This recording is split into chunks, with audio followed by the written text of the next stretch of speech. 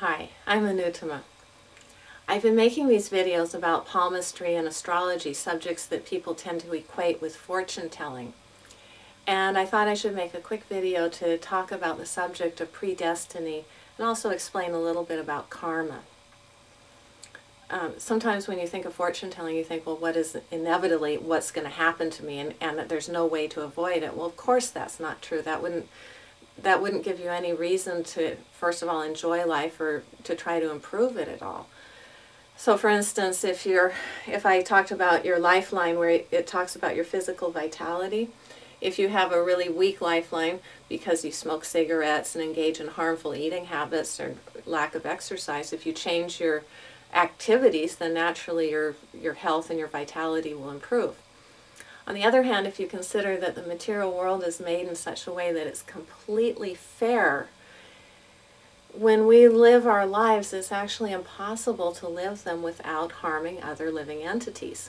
An example is when I lived in Hawaii, sometimes when I was driving home at night, there would be a lot of toads on the road, and it was actually impossible avoiding running over a toad. Even if you were to get out of your car, by the time you got that toad out of the way, there'd be another one committing toadicide in front of you.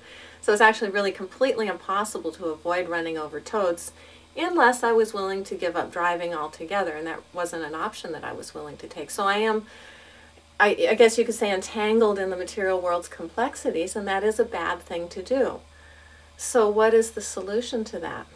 Well, if you understand that you're actually a little spark of spiritual consciousness, you're not your body, you're actually a completely happy, eternal, full of knowledge living entity. If you want to get back to your original consciousness, the only way out is to find somebody who is already out of the material world.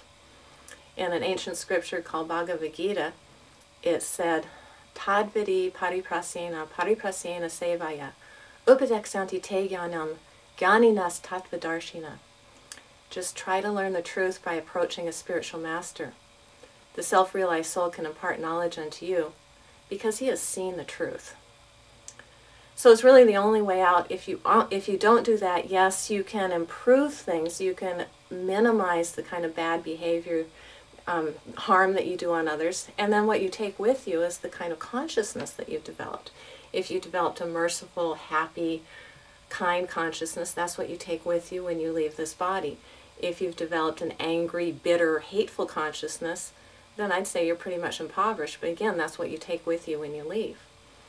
So these are deep subjects to think about. I try to keep it light with my palmistry tapes, but at the same time, I think it's a good thing to think about what's behind there, and can we change what's happening? Yes, we can, but only to a certain limit, unless we actually make the extra effort to get out. So that's today. It's not a palmistry tip and it's not an astrology tip, but I guess you could say it's a philosophical tip for the day.